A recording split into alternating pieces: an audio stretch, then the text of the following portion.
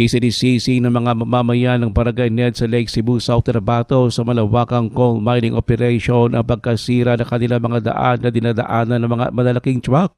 Ayon pa kay Ned Barangay Chairman Alan Ikan Alam, apektado kasi nito ang mga sityo sa nasabing barangay na madadaanan papuntang Maitom, Sarangani.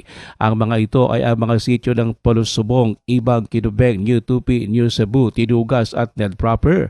Itong dahilan kung bakit ayon kay Alam ay tutol ang mga mamamayan sa lugar sa expansion ng coal mining operation.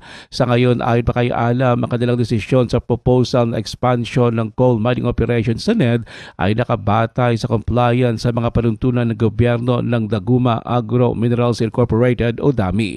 Ayon kay Alam, dahil nandyan ang coal mining operation sa NED, sana ay masolusyonan ang mga idinadaing ng mga apektado mga mamamayan. So ang akong nasiguras po ng barangay, kung matagaan nato sang solusyon ining reklamo sang tawo, kaya ara namin gina ang mining, why not hindi magsugot ang tawo?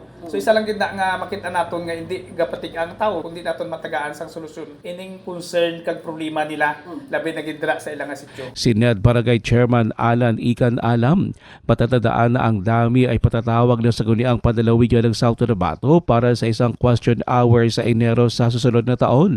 Kasunod ito ng kanilang hiling na pag-expand ng kanilang operation mula sa 3 million metric tons sa 5 million metric tons. Ruel Usano, NDBC Bida Balita.